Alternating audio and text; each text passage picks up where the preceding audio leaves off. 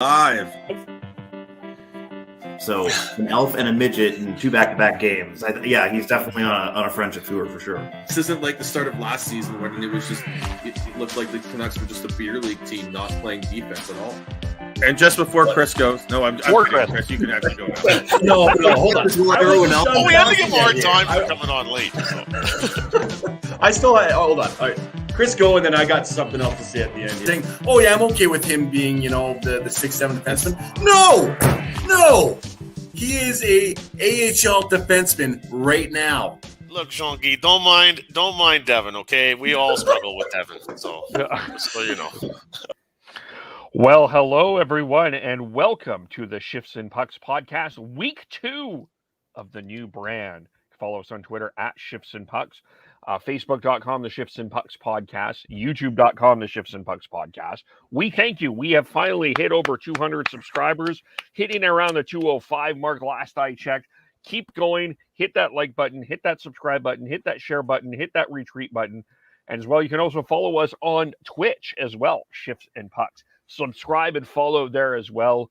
And then wherever you get your audio, where that is an Apple, Google, Spotify, We're on all of them. We're on all of them. We are on all of them. We are one of the cool kids, and you can subscribe there. We have a lot to talk about today. Very interesting, a big news day in the hockey world.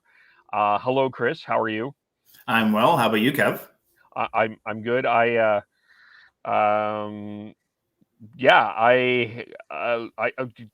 just still kind of in a little bit of a hangover from yesterday, but not but the football and the hockey too. But Sean, how are you?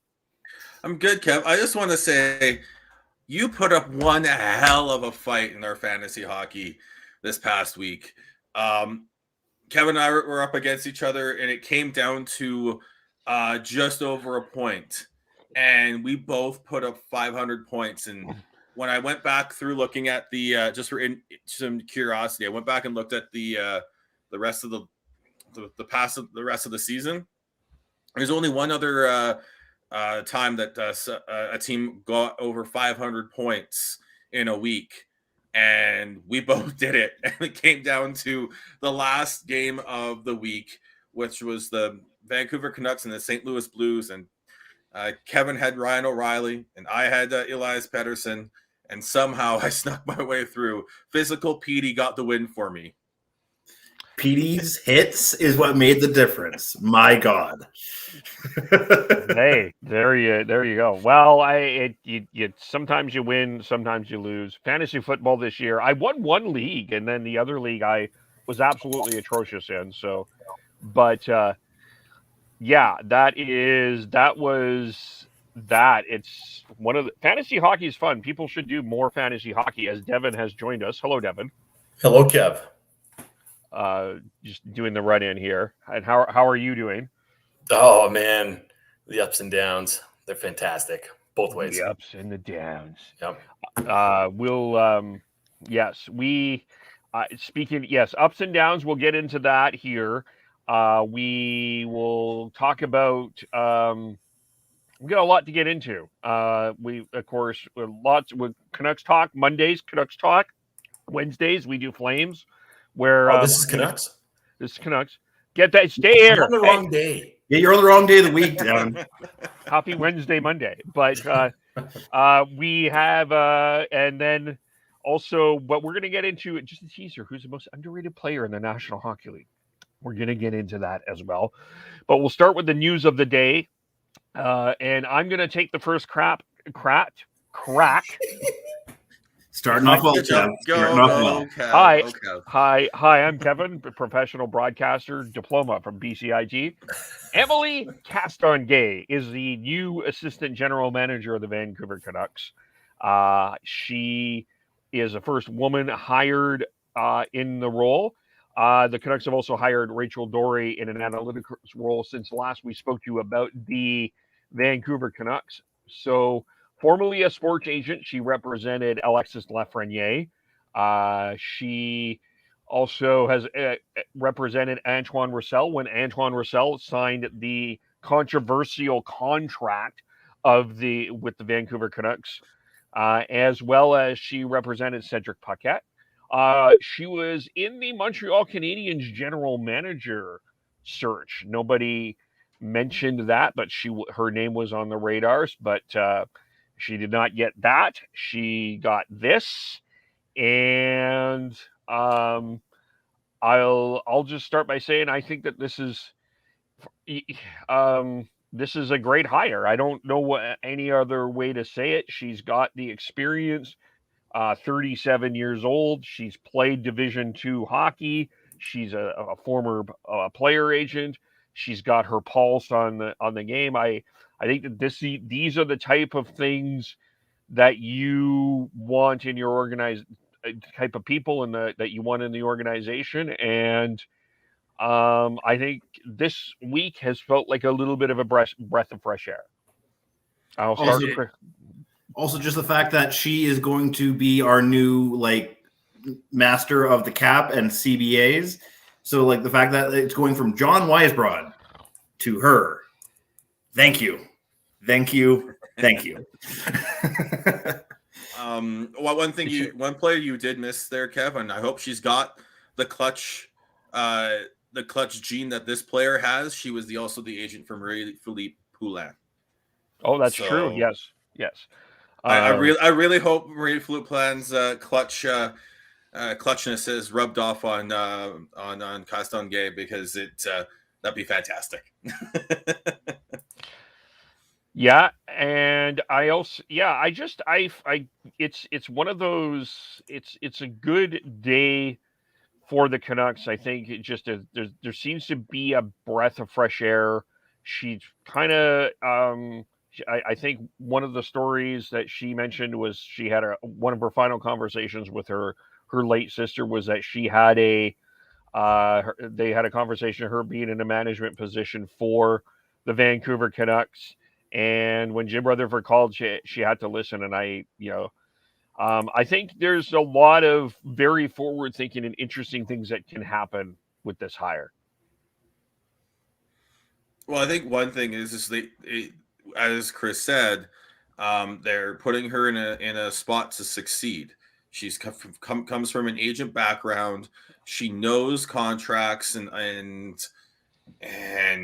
law and all that, and is you have to be very detail oriented to do that. So to give her the portfolio of a CBA compliance, cap management, and contract negotiation, I think it's fantastic. And I'll get into this a little bit later, but putting people in a position to succeed, I think is fantastic. And this is something that Jim Rutherford's doing. Yeah. Devin, what are your thoughts? Obviously, fantastic hire, I think, overall. Just reading her bio and seeing what she's done within women's hockey, let alone on the forefront of a potential first female GM. And obviously, she's got the assistant GM job here. And I think it's a fantastic day for women in trying to infiltrate this men-dominated area in life, and just overall, I'm very happy to see us as a society going that way. And I mean, it doesn't even mean that, I'm just happy. Sorry, I'm happy for her. And just before we move on, another now ex-client of hers is Flames top prospect Jacob Peltier. Interesting. Yep. She, by the way, a bachelor's degree of finance in 2009, member of the Quebec Bar Association, earned her law degree in 2012 from the University of Montreal, and played 4 years of NCAA division hockey at Niagara University. So not only can she play, she knows her stuff. Yeah. So, she's by far way smarter than all four of us combined. Sorry. Yeah, easily. I'd agree. Easily. Us four knuckleheads on here. Yeah. And then we had we'll bring this in, and then we'll talk a little bit about the culture part of this. But Rachel Doerrie was also hired. This one, another great hire. I'm not nothing to dispute in terms of what she brings. She has an analytic mind. If you ever listen to her podcast, the Staff and Graf podcast, she's very quick-witted, which I think will suit her very well in this landscape, in the Canucks media landscape. With some of the people that she dealing with out here, I think that's a good fit. There was some polarization about that, but I think it's just I think that was mostly people, the idiots being the idiots. I can't see how this is a terrible hire. I think I think bringing someone in for specifically this role, and I want to give. I think, this is where Heidi. I'm gonna use my old man voice here just for a quick second. Those old people like the Jim Rutherford in the 70s, he brings in the young folks that knows the modern times, eh? And this is exactly what Rutherford is doing. Like he is in tune with what is needed. He seems like a very progressive human being that is putting the right people in the right spot. Well, even going back to the hire of Derek Clancy as well. All three of these hires are been put in a position to succeed, to use their strengths. Derek Clancy was brought in to oversee the scouting side of things and see what they need, and he has that background. He's been director of player personnel with the professional scouting and player personnel with the Penguins. He's been a scout for the Penguins as well. He was an assistant coach in the ECHL and AHL, and the head coach in the ECHL. He's got that background. Rachel Doerrie has worked in the O. She worked with the New Jersey Devils for a stint. She's worked in U Sports for a stint as well. And then she's been in. It has got dove headfirst into the analytics side of things, and I think it's fantastic. It puts her in a position to succeed. And then, as you talked about with Émilie Castonguay's background, finance degree, law school, perfect to oversee a lot of the cap and cap compliance and contract negotiation and CBA issues. She's perfect for that, and I think that's what we're seeing here is Jim Rutherford identifying needs, looking out there for who has the background to fill the position to take care of those needs, and isn't afraid to and is looking and has a wide search net, and is bringing in people who may not have gotten the chance in other spots because of,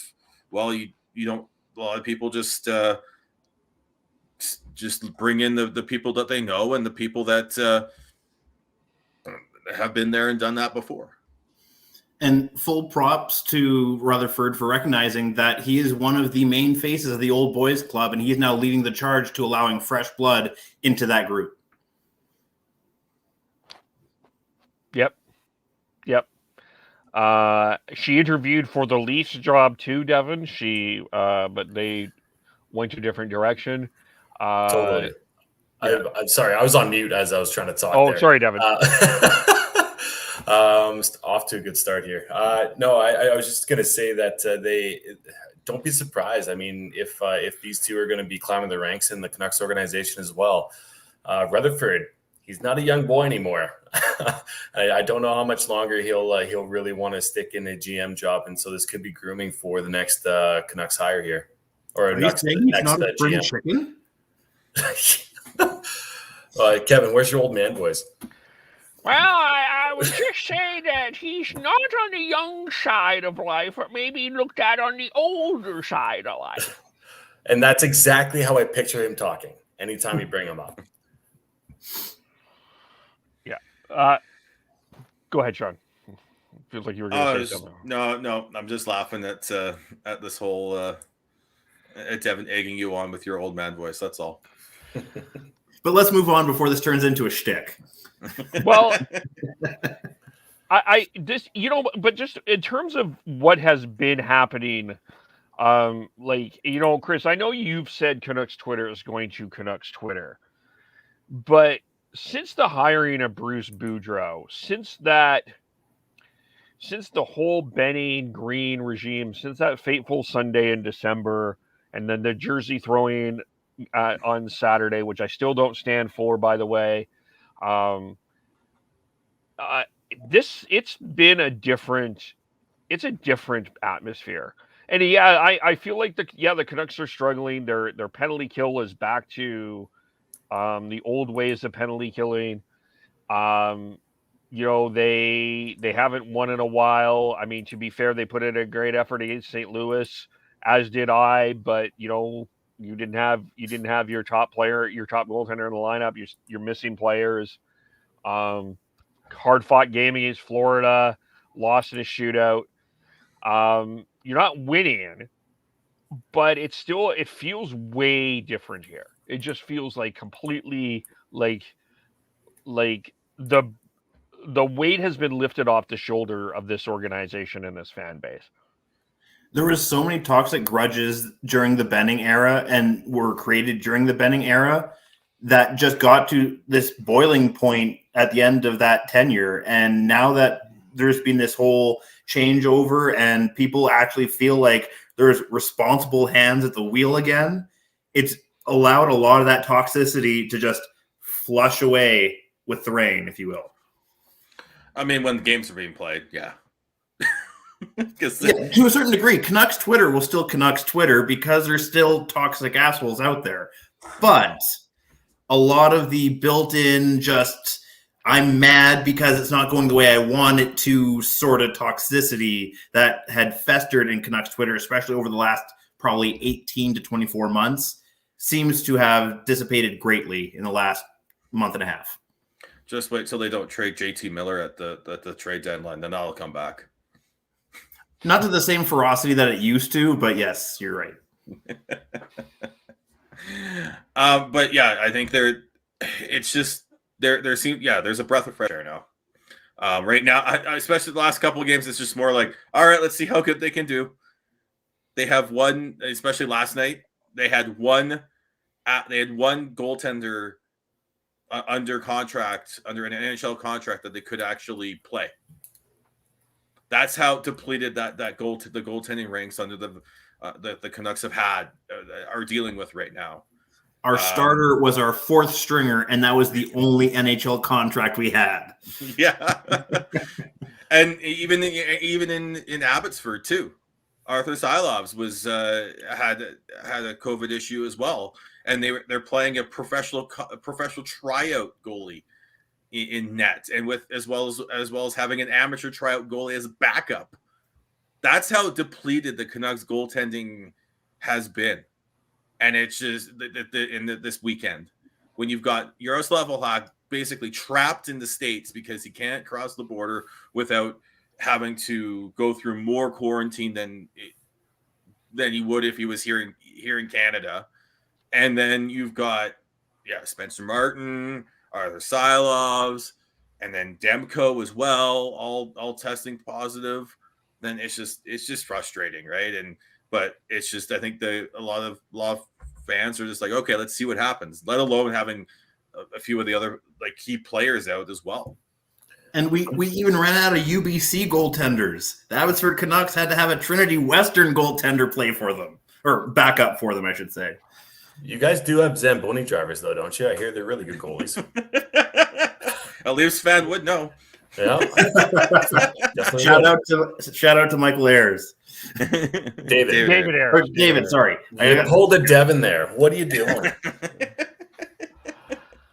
I mean, and funny, even that, you look back if this was the Benning Green era, someone would have wrote an article of how this was a poor management of assets, that you couldn't find a goaltender, a number 4 goaltender under contract that would have saved you from all of this COVID stuff.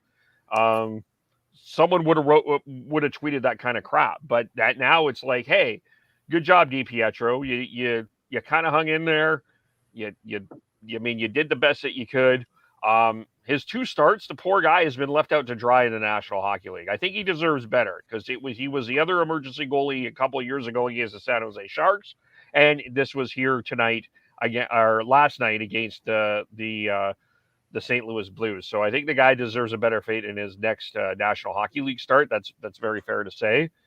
But even just around that, I didn't feel like everybody was like just super. There wasn't a lot of anger over the situation. It was like, it was a fun day.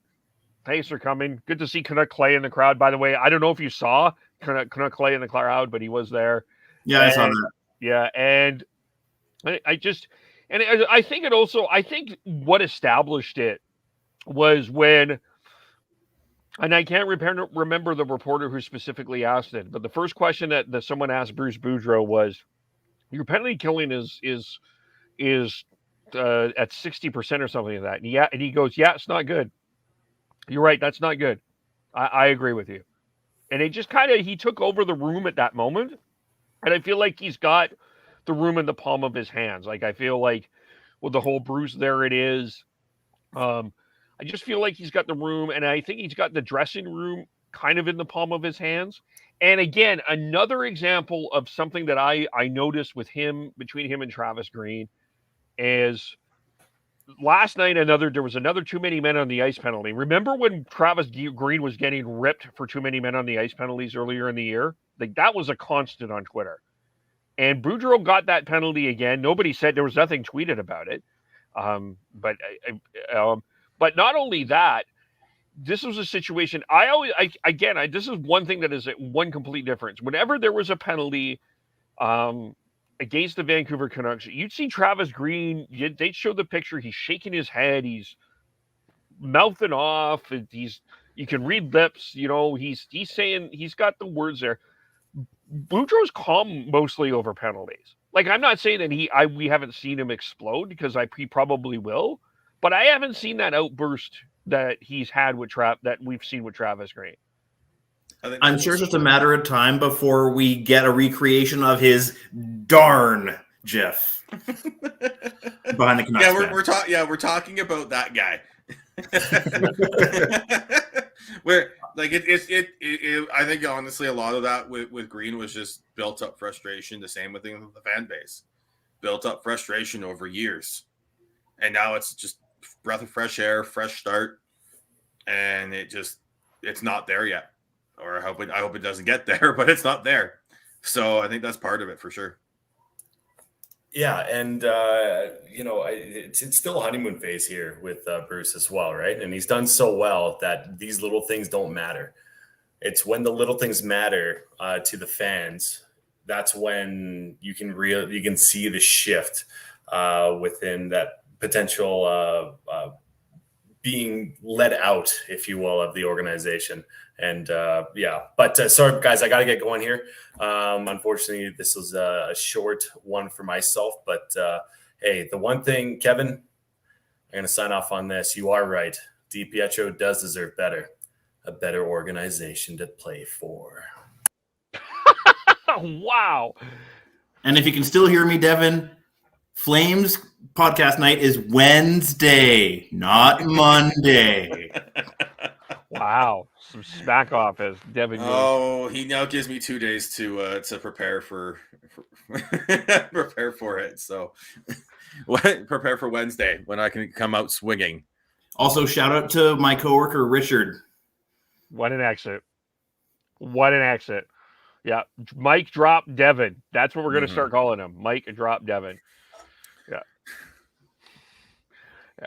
But I think you guys are right in a sense, but I think that there's just, if Tyler was on here, we'd get a referee perspective, but I can't help but note that, this is a lot about relationships with the referee. And I'm not saying that refs are affected by if your behavior, but sometimes you wonder. It just feels like it is, but you are right, Kev. But I just think it's, again, I don't think it's anything more than just wear and tear, and you just see the the stress of the job and how frustrating it was, and especially over the past 2 years, like it just was. I don't know. I don't think it's something that it needs to be overanalyzed. I think you are right that there is a breath of fresh air, but I think that happens every time you change coaches, especially when you're struggling the way the Canucks have in the had been leading up to the coaching change. Let me push back a little bit, and not to bring the Flames into this conversation, but did you feel that same breath of fresh air with Darryl Sutter? It might not be as pronounced, but I think it was definitely still there. Well, look at how they started this season, Kev. That's true. They may not have gotten the immediate bump, but once Darryl got them into a training camp, you got that right away. Like they came out just roaring. Not only that, but a whole off season of getting Sutter type players. That probably helped too. Oh, we're going to have a conversation about those Sutter type of players. They're better than people think. Yeah, there's a certain player that needs to be in this lineup, though. But anyway, we're tangenting here. But join us Wednesday when I rant about the fourth line. Anyway, yeah, but I right now still in terms the Canucks are not in a playoff position, although. Just to touch on this a little bit, what will happen tomorrow if the Canucks beat the Oilers after the Flames couldn't do it? They had the Oilers on the ropes. They were up 2-0. Koskinen, you saw, I don't know if you were watching a Hockey Night in Canada, they showed the picture of Koskinen's face. This guy looked like he was done. And the Flames let him back in, and the Oilers come up a win. The Canucks are supposed to get both Miller and Demko back tomorrow night. And if they win that game, that is a very interesting narrative in this town. Yeah, like I think if we're able to pull off a win against them, that'll definitely throw Oilers fandom back into the what the hell is going on here sort of boiling point that they're kind of certain that currently just kind of under. But yeah, that win against the Flames on Saturday definitely helped at least temporarily put a quell to that. But we'll see how that plays out tomorrow. I don't think there's it won't be as big a change in Vancouver Canucks fandom with a win. I think it's still wait and see, and they have to continue to win bunches of games to really get back into it. Like they're still 7th in the Pacific. They still have to pass the Oilers, the Flames, and the Sharks to get back into the playoffs. And because it's going to be really tough to find a way to get in, like right now. Dallas won tonight, so Dallas has got the second wild card position. Yeah, yeah. So there's that, right? So you have to make sure you're not having to fight through the Central with the Central teams with Winnipeg and Dallas and all that. You have to pass those 3 teams. The Oilers have 4 games in hand on the Canucks. After tonight, the Flames will have 4 games in hand on the Canucks. The Canucks have a game in hand against the Sharks and 2 against the Kings and 3 against the Ducks, who are only 1 point up on the Kings. So, like, I just look at that and like it's still a long shot. And they just have to keep playing well and keep playing hard, and it'll get there. But I just don't think it's going to be.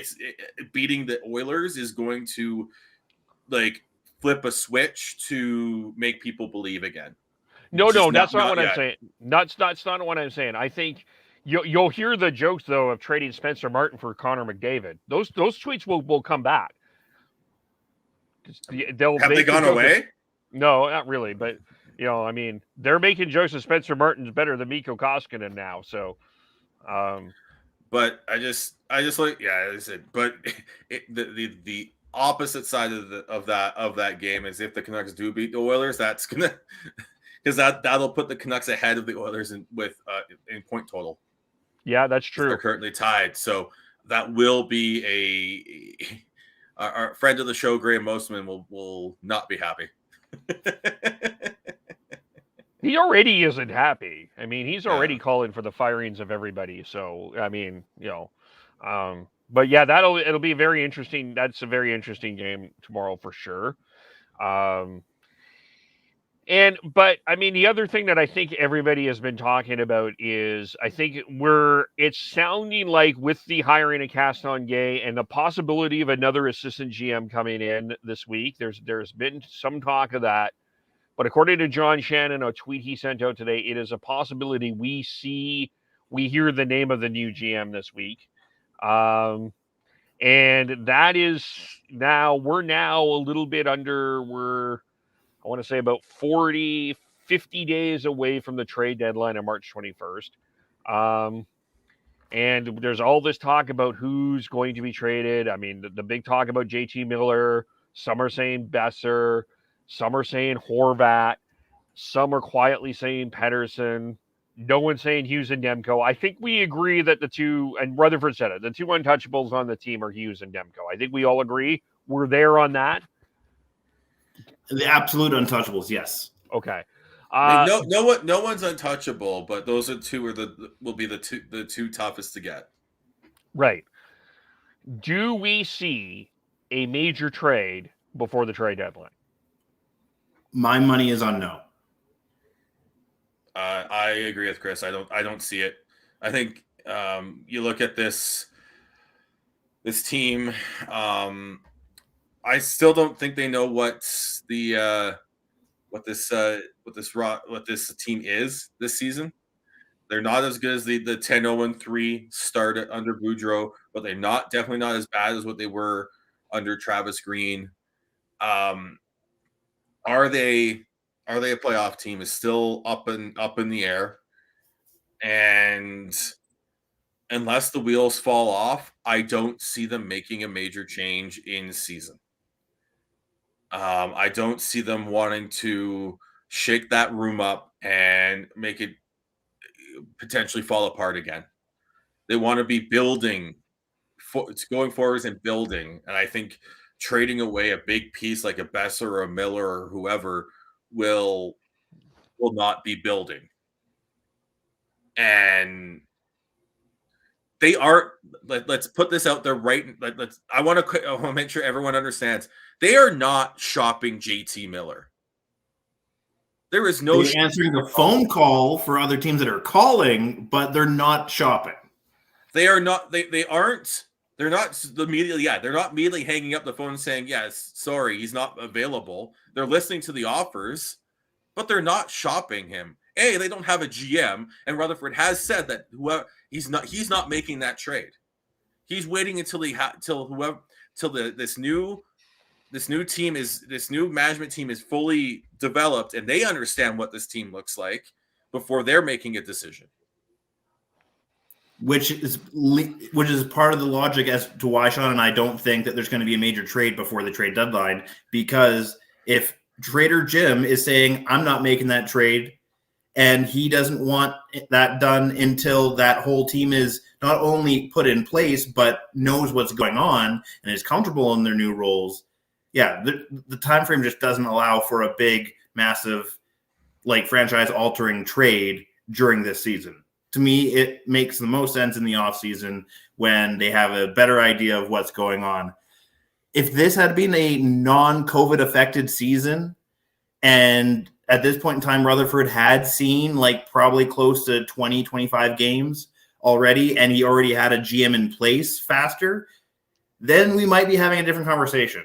But the fact that there was as many postponements as there has been, the fact that the Olympic participation for the NHL isn't happening, all these different factors that have played out this season have led us to this point of, if you're being realistic, there's not a franchise-altering trade in season for the Canucks. Okay, so this is how I'll put it. Pettersson, no. Boeser, no. Horvat, no.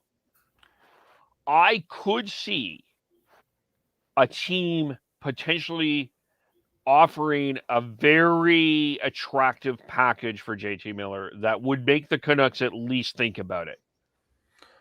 Well, I think they'll think about it, but it's going to have to be you're going to have to get a top 6 forward back who maybe on an expiring deal, a top prospect, and a first round pick for them to even think about it. Okay, let me throw a name at you here. Let me just throw a name. I just want to start here. Does Braden Schneider move the needle for you in any way? I mean, selfishly, as a Schneider, but no, realistically, no. Like I like Braden Schneider as a prospect. I think he's going to be one hell of a player in the NHL. But you're also going to have to, again, it also has to include a first, and also has to include a player who can come in and be part of the top 6, top 9 of the Canucks till the end of the season. So if we're talking about the Rangers, they don't have a prospect. Funny enough, I did see a name earlier this week, and I thought it was unrealistic then. But considering the hire that just happened today, what if Lafreniere is part of the said package? That's not happening. I know that's not happening. But it's the what if juices that are flowing. Like, honestly, if it's the Rangers, are they willing to offer Ryan Strome, Braden Schneider, and a first round pick for JT Miller, and then maybe you throw in a pick the other way to maybe even it out a bit? Are they willing to do that? Because that is a big price. That's it. I would argue, like, I love JT Miller, but that's almost an overpay. But that's what's going to have to take there. You're going to have to blow the socks off the new GM and Jim Rutherford to make that deal happen. And if you're a team that's going all in, all chips to the center of the table for a Stanley Cup run, you're probably going to overpay for what rental you want anyway. Because the other thing is, well, it's not even a rental with JT Miller. You're getting this playoff and next. So that's the other thing. It's why the price will be so high. We're talking about a league with the Tampa Bay Lightning reset the trade market on trades like this when they traded first round picks for Barclay Goodrow and Blake Coleman. And the reason they made those trades and it was because they had 2 years. They had those players under contract for not only one cup run, but another. So the way I look at it is unless a team comes over and absolutely blows the socks off with a trade offer. And the other thing is if you're going to make that trade right now, you better hope that prospect that comes over turns into a Nick Suzuki impact player. There is one other prospect that I'll tell you, if the Canucks can get their hand on him, nobody's talking about him. But I will tell you, if Brendan Othman is part of, this may sound like a hot take. Like, hear me out when I say this. Alexis Lafreniere is an extremely talented player. Please don't get me wrong.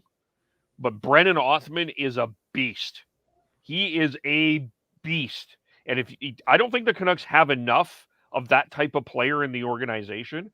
I would very much listen to a Schneider-Othman combination in a package. Again, I don't see the Rangers doing it. I don't see the Rangers doing it either, but that I'm just for speculation. I don't know. Like, you're right that the Canucks don't have enough of that sort of sandpaper grit in their lineup. I'll agree with that. But yeah, realistically, not likely to happen. Like I said, I don't see it happening unless someone blows their socks off. And that's, again, only if the Canucks are in the playoff hunt themselves. That's the other thing. This whole idea is a lot of fans and stuff. It's all about asset management. Not about making sure that your locker room's good, making sure that your players are happy. If you're just constantly trading for asset management, your players don't want to be there. Yeah. And JT Miller is the heart and soul of this team.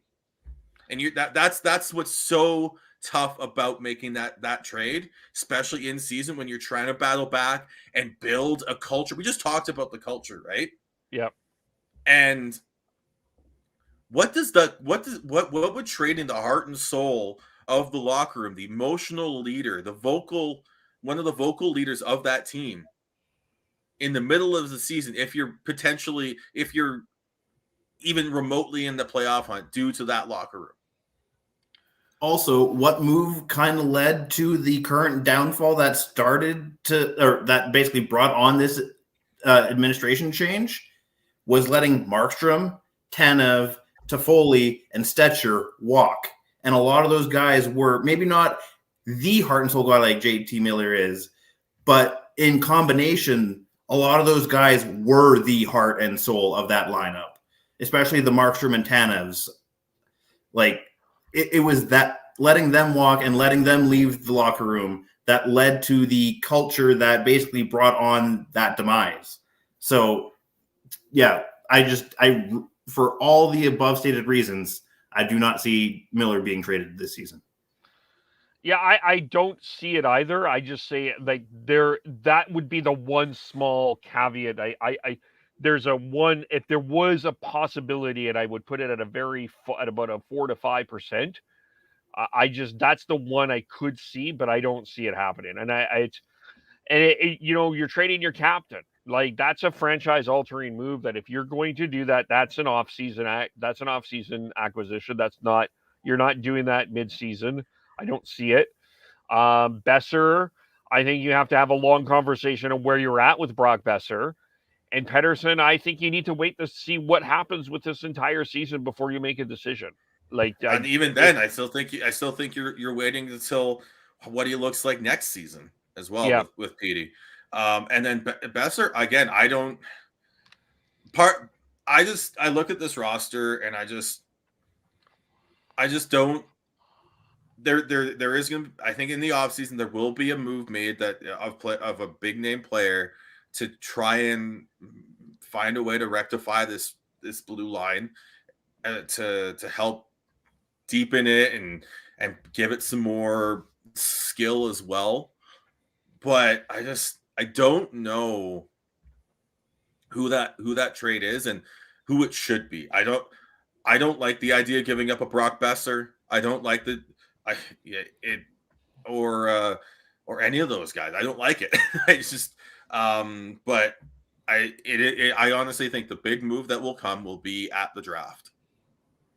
And the price the price difference between the deadline and the draft will not be drastic enough that they'll think it was a bad. It'll be bad to wait. Yeah.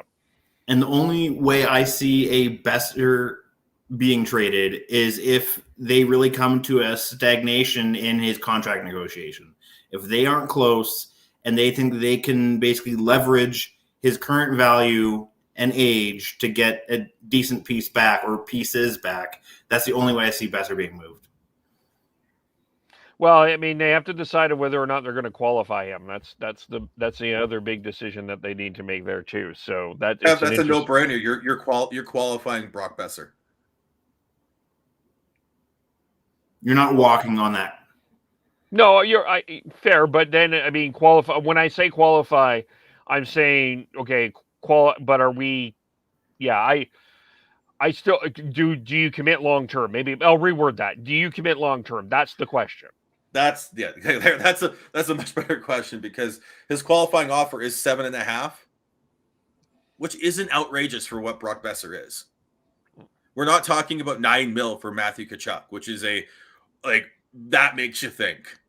We're not talking about absurd Maple Leaf type contracts. So, and I think, it's not like he's a UFA, right? That's the one thing with the Canucks is they don't have a big name unrestricted free agent that they can sell off at this deadline for a lot. They've got the biggest name they have is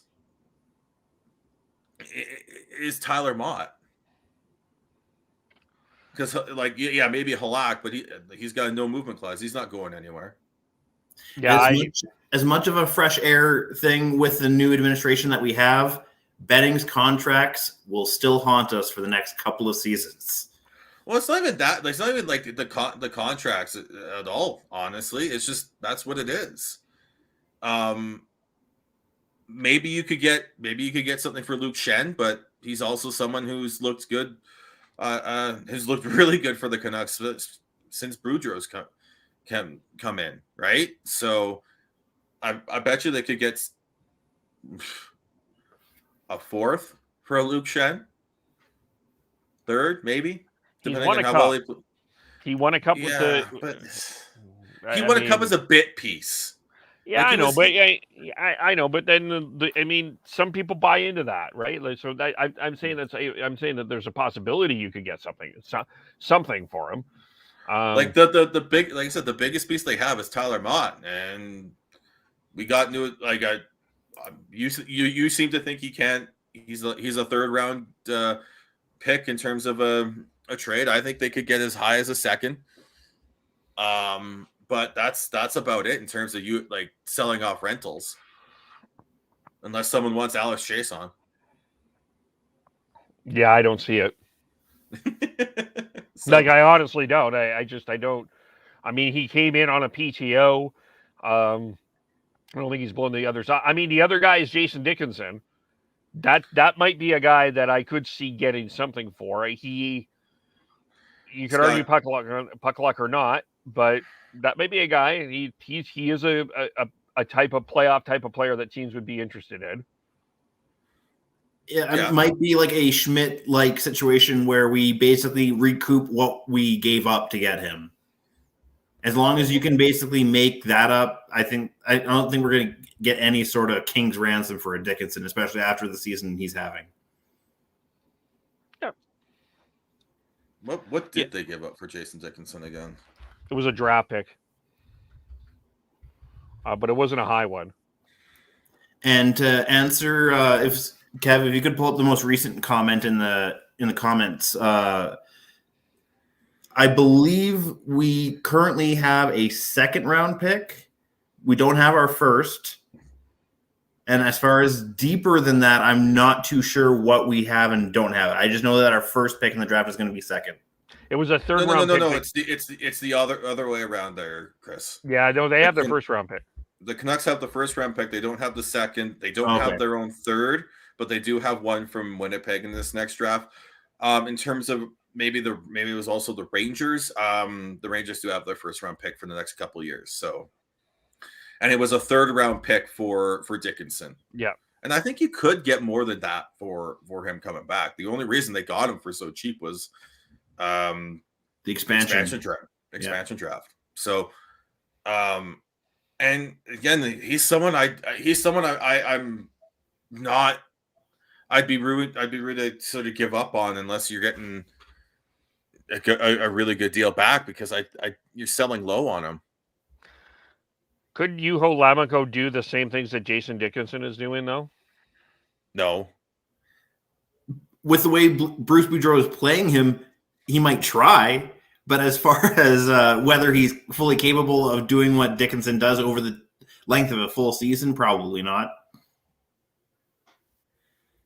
Like don't get it wrong. Like, Lammikko is outplaying Ulevy, who we traded to get him for. But as far as whether he's outplaying a guy like Dickinson when they're both playing at their regular, like their average play, I just don't see it happening.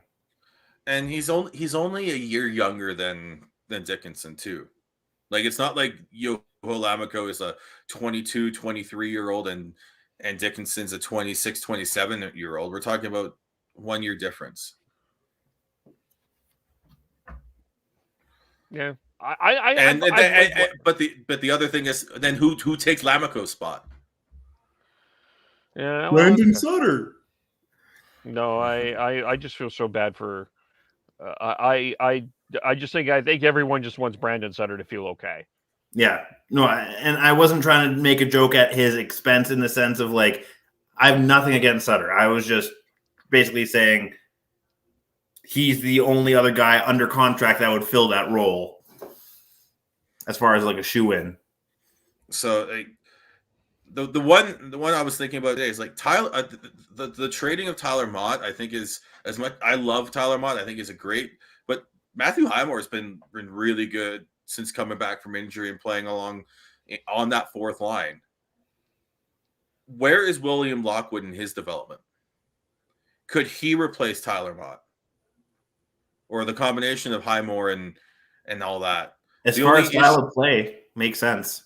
Yeah, the only issue is like the penalty kill is still not there yet, and I think people need to realize that. Like, I think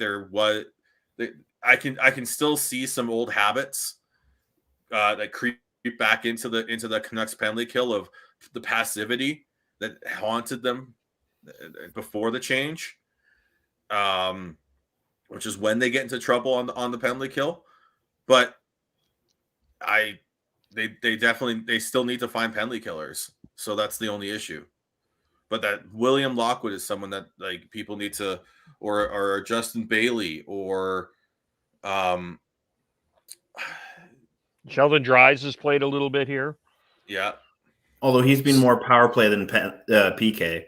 Phil DiGiuseppe, like I think they've got some players that I think deserve a look. But the problem is that fourth line's been so good. And when they are healthy, it's not like they have another spot for them. So, but going back to the original comment, I don't see a big like franchise altering trade happening in season for the Canucks this year. I agree with you. What did Devin say, by the way? Yeah, we were hanging out yesterday. Well, he just mentioned that. And Saravelli talked on 650 today about how the Flames are interested in JT Miller, and I told him I don't see it happening. He just said, being Devin, don't say no. I'm like, all right. So are you willing to willing to give up, if it's the Flames, are you willing to give up a Peltier, a Coronado, a Zeri, a first, and then something else to make it happen? You're asking for all three of those plus a first for JT Miller? No. I'm asking. No, hold on. I'm asking for one of them, a first, and whatever else to make it happen. Is that something that the Flames are willing to do? Is that something that Flames fans would be happy with? He doesn't actually. He doesn't necessarily play him at second line center.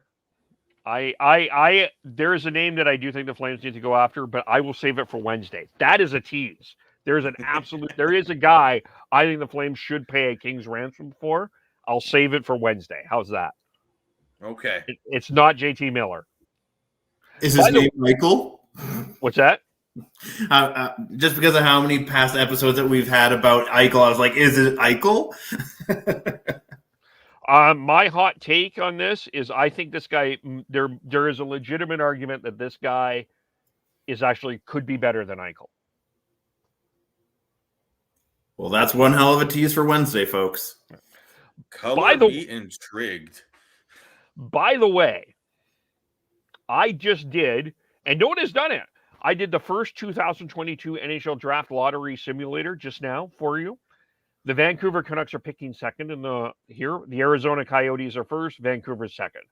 So that could be winger Igor Mosashenko. That's the consensus number 2 pick. Shane Wright's consensus number 1. One scout actually has Mosashenko ahead of Shane Wright. So that's if that happens, that creates a very interesting dilemma where if they don't make the playoffs, where they sit in that lottery process as well, I think creates a very interesting dynamic. Not that they're trading the first pick, but depending on how the draft lines up, what are you probably going to get? You're not trading the first. They are not trading that first round pick. I'm not even remotely suggesting that they do that. Like, I know Bob McKenzie tweeted last week that Shane Wright's leaving the door open for not necessarily being the overall shoe-in number 1 pick, but realistically, is he going to fall off that number 1 spot? I'm not so sure. He's had a tough year. He didn't have the opportunity to show off his wares at the World Junior, unfortunately. It's going to depend a lot on when that World Junior happens, what people are going to say about him. But I really think I'm 97% certain he still will be the number one pick, but he hasn't blown the doors off the way I think a lot of people were hoping and expecting. Fair. And the rumor that I heard as far as a new rescheduled time for the World Juniors, last I heard was August, which would be interesting because a lot of these players would be basically prepping to go to their new NHL team. And then, that would be after the draft. Yeah. So whether I'm not sure they could ice the same World Junior team if some of these teams are like, hell no, we want our first round pick. Well, the other thing that I'm just sort of what is interesting to me, and I will be curious when the Canadian Olympic team is named tomorrow, and the rumors of the leak is there, but I have not heard Shane Wright's name being even remotely considered, and that is fascinating to me because that would be a guy that I would think would be a guy that I think would have that they would want to give that experience to. So I am intrigued. I'm a little bit intrigued by that. I'm curious because we know Owen Power's going, and he's but Owen Power's already a number one pick. Is a year older, a year stronger, and all that, right? So it's not. I think you look at that. It's Power, it's McTavish that are the two that have been in there. There was rumors about Kent Johnson, but of that leaked tweet that came out today, he was not on it. He was not on it. So, and then we never heard his name though. That was the other thing, and I think part of it was you looked at who were the big stars on the World Juniors of the Canadian World Juniors on that cut short tournament. It was Power, it was McTavish, and it was Bedard. And Bedard is way too young. I wouldn't want to send Bedard to that tournament. Team Canada historically sends sure bets, not risky bets to the Olympics. And Shane Wright did not blow anyone away at that in those games. So as you say, he said it's tough. So I'm not surprised. It's not a big deal it would be a big deal for me that he wasn't on there. So I still think he's a hell of a player, though. I still think he's a hell of a player. I don't discount him, but he's having a tough time. No disagreement. I think there was, because he got the exceptional status, there was a lot of pressure put on him. And getting exceptional status in the CHL doesn't guarantee you to be a successful pro hockey NHL hockey player. Just ask Sean Day, who had these other issues, but part and parcel is that there's a lot of pressure there. So yeah, This I'm really interested because there was a lot of hype for this draft, and there wasn't that it really felt like last year's there was like less hype than there has been for drafts. But I'm looking at that draft that 2021 draft, and I think there's a lot of really good NHLers in that first round, and even into the second round, that no one's talking about. One of the guys you brought up, one of them, and Brendan Othman there, Kev, and then Mason McTavish, like that. I saw that kid play live, and as an 18-year-old in his first, it was the Flames home opener, so it's right at the beginning of his first of the season. He's a freshly. He did not look out of place at all. And he's gone back to the O and has absolutely lit it up. So, yeah, and then I look at this upcoming draft, and I don't know. Well, as far as it feeling underhyped, though, I think it's just the whole COVID distraction that plays a huge effect into that. I think if it was regular times, pandemic not happening, the hype train would have been huge for last year and probably again this upcoming year. Yeah. Well, but we didn't get a chance to see the players, but I mean, a guy like Simon Edvinsson, I'm sold on Simon Edvinsson. I think that this is a guy, especially when you have Nicholas Lidstrom in your organization. Just can I have a tangent here for a second? The Detroit Red Wings brought Nicholas Lidstrom into their organization as vice president. They have Simon Edvinsson and Moritz Seider as young defenseman prospects, with one of the greatest defensemen to ever play this game to tutor them. Just stop and recognize that. And that was even like Seider was having a hell of a season even before they brought him in. Just imagine the effect he can have on him over the next coming years. Vice President of Hockey Ops, how much is he actually going to be tutoring them? He's not going to be on the ice. Let's be honest here. No, but it's sort of like having it's like having the Sedins in your organization. It's just that is to me. How much are they tutoring some of these younger players in the Canucks organization?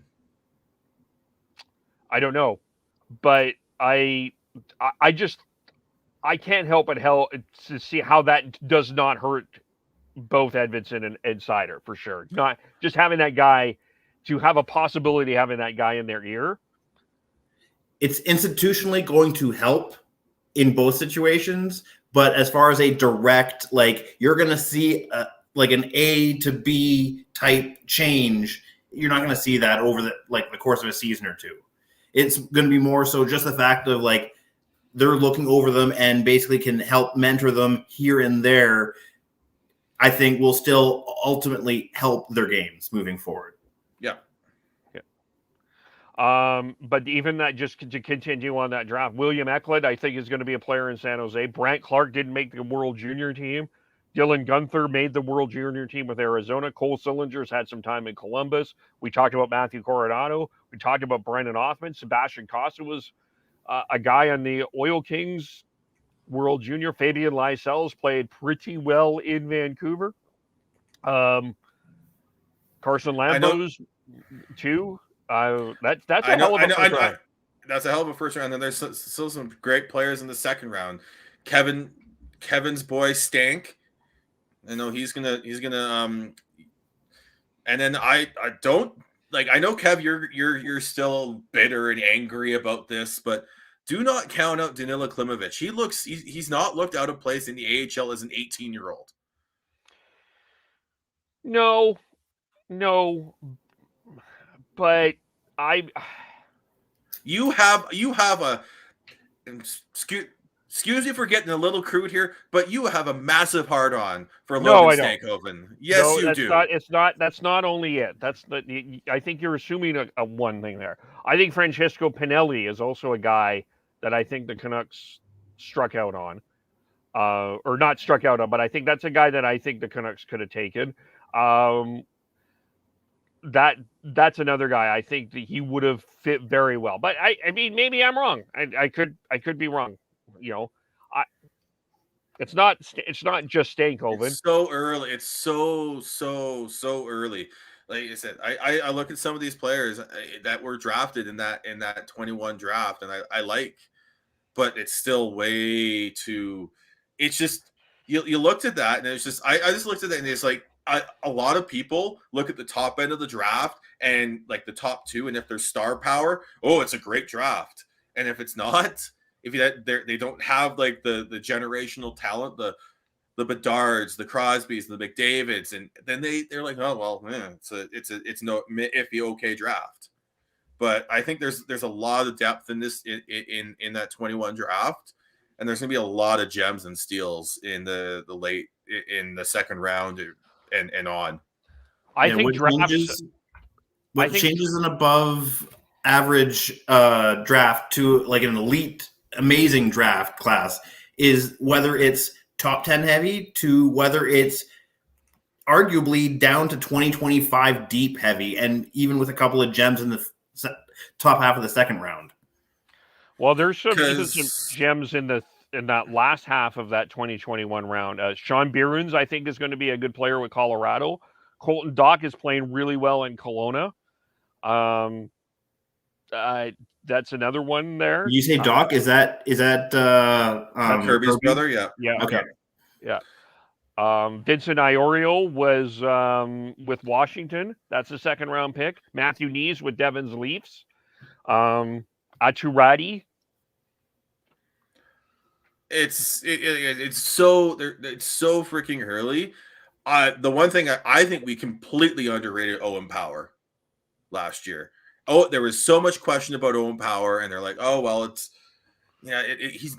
I just felt like it was like, well, so like it felt like Buffalo got like a first round, like the first overall pick. I'm like, oh, I guess they're gonna take Owen Power. Yeah, good for them.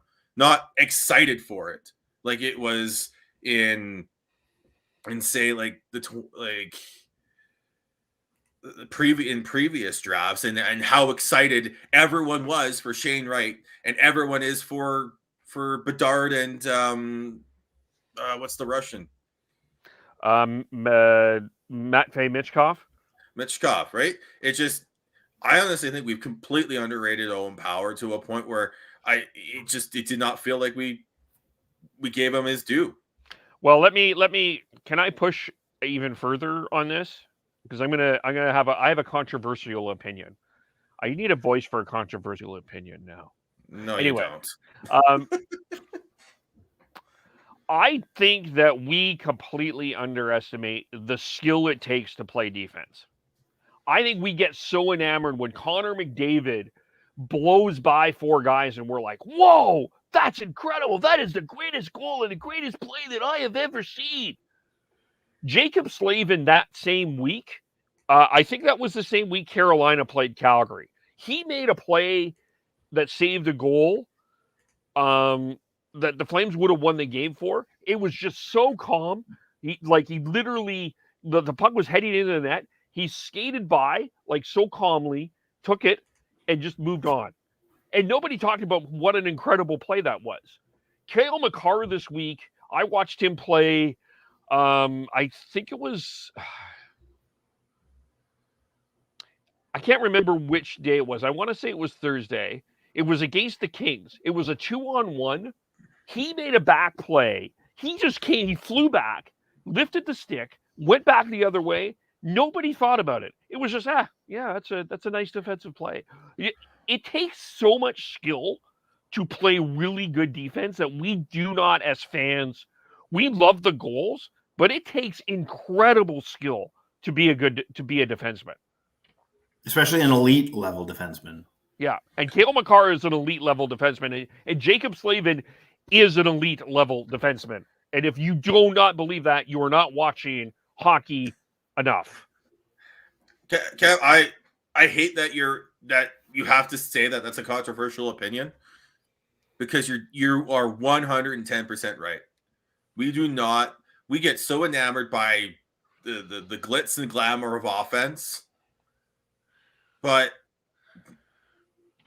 good defense is so hard to find these days. The one thing is with all that too, is we're so ready to jump on players for making defensive quote unquote mistakes. How fast a lot of these players are and how skilled they are, it doesn't matter how good you are defensively. You're going to get walked, you're going to get dangled, you're going to get turned inside out if you're playing defense. That's just the way it is in today's game. And the top defensemen are the ones who, as you talked about with Cale Makar, made a mistake, comes back and rectifies it with a good defensive play. That's been the biggest in terms of bringing this kind of back to the Canucks. One of the biggest changes in Quinn Hughes' game this year is how quietly good he's been defensively. Yeah, he's turned that negative plus minus from last season into a positive. And not only that, I believe it was a fairly impressive positive last time I checked.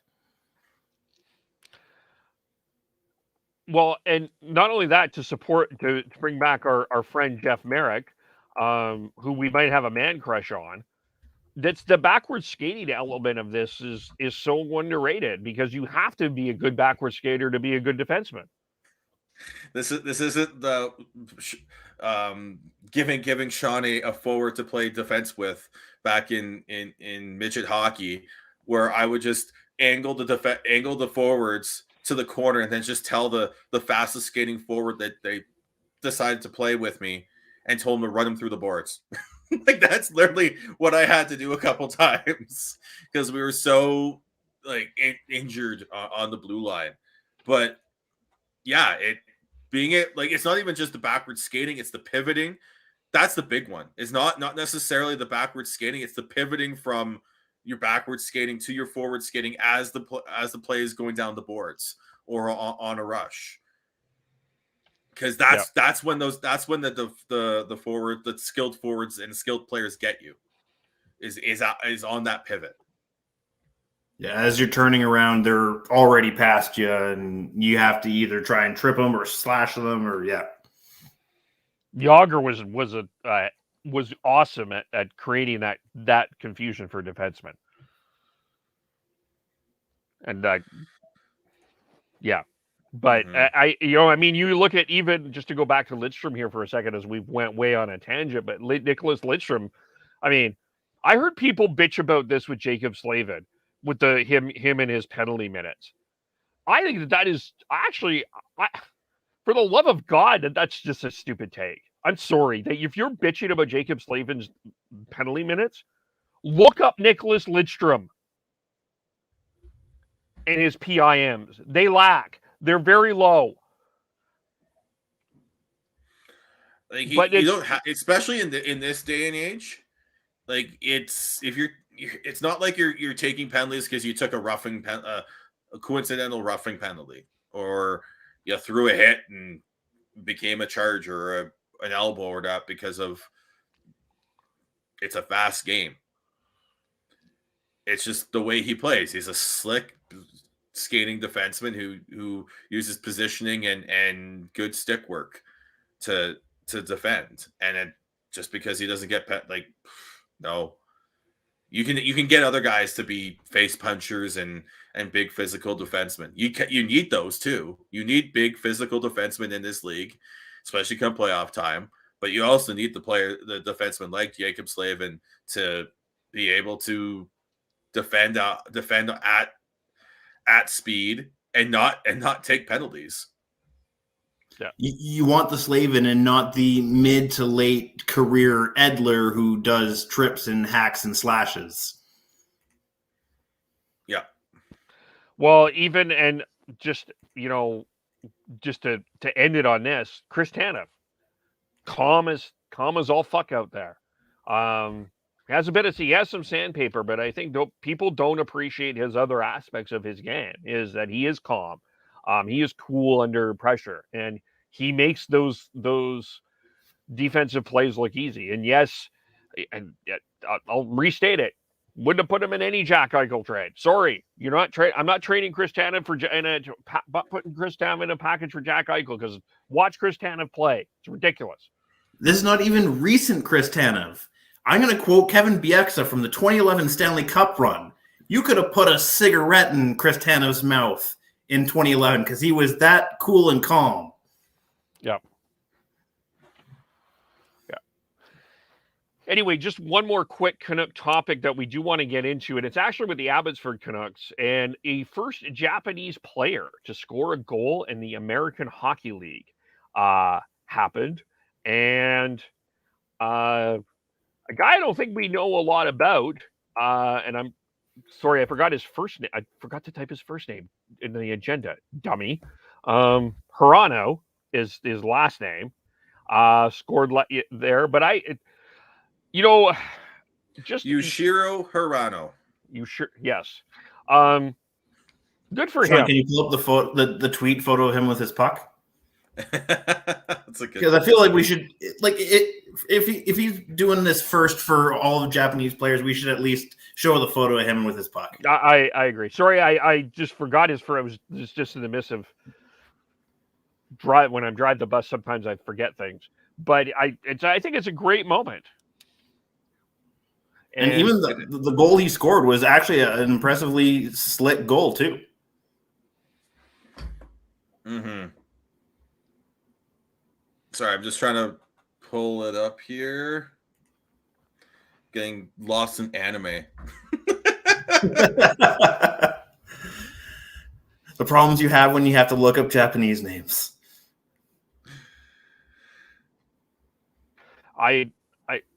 Yeah, I've got his there. There we go. Hold on here. We found it. Professional podcaster here.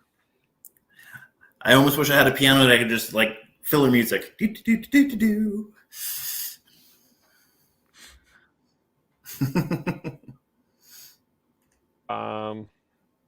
I might have the tweet here. Give me a second.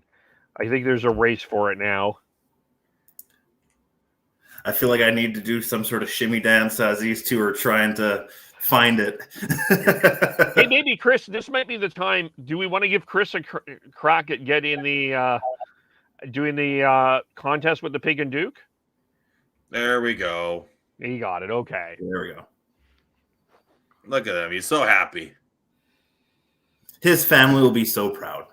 Yep. We all. No, it's fantastic though. Like he scored another one in the game after too. Yeah. Good on him. Mm-hmm. All right. Yeah. We want to do the pig and puck contest. Let's do the pig and puck contest here. And all right. Yeah. So we have partnered up with the Pig and Duke here in Calgary. They have 2 locations. One downtown, the downtown pub, 4th Ave and 4th Street Southwest, and the neighborhood pub in at 12th Ave and 12th Street Southwest. They've got the Pig and Puck contest that you can enter at both locations to get tickets to the Calgary Flames and Vancouver Canucks game on April 23rd. And then if you want extra entries, you can retweet any of our episodes, any of our pod clips, any of our game recaps that we've done in the past to get one entry in there. And then if you still want or need more entries, you can DM us at shifts and pucks on Twitter to the word of the week. And the word of the week this week, let's do Bruce. 1,000 games. All right, yes. For Bruce's 1,000 games, and congratulations to Gabby for getting there. Bruce. The word of the week for the Pig and Puck contest is Bruce. There we go. So check that out and retweet. I did do the news pack of the day, but my apologies. I didn't think I posted it on Twitter, but it is. If you go to youtube.com and where the podcasts are, it is there. Maybe I'll shoot it out a little bit later to make sure. It is indeed on YouTube. I watched it myself earlier today. There we go. Thank you. Let's move on. This is the part. We have the situation with Rachel Doerrie and Émilie Castonguay being hired by the Canucks. We talked about here.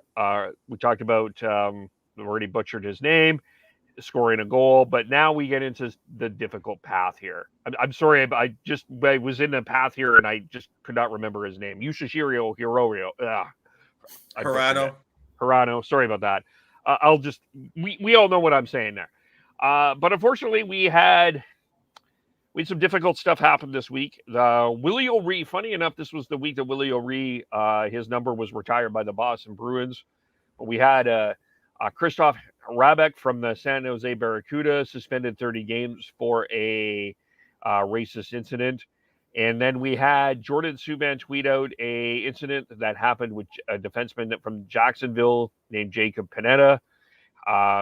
He did he taunted Jordan Subban. How do we word this? It was from Subban's perspective. How do I word this? It felt like a racist taunt, and Jordan Subban reacted to it, and now Jacksonville has released Jacob Panetta. The ECHL has suspended Panetta indefinitely. Panetta has went posted on Twitter yesterday that he was not aware that what he did was considered a racist action, and apologized for it. He's not getting a lot of sympathy right now, which is very fair. I don't think I don't think anyone is deserving of sympathy, and it's tough for part of the problem here, and part of the thing here is I'm not going to defend him, and because we are not part of the guilty offended here. So this is, I mean, this is something we do need to talk about, because this is terrible, another terrible black eye on the sport. And if you watched on Saturday, Hunter Ryan's thing was very emotional about the path of experiences that he has had getting to his position as a play-by-play announcer on Hockey Night in Canada. So I think that people are tired of all of this. They want some serious consequences to be done here. And they just want this to stop. And I back them. I absolutely back everyone on this.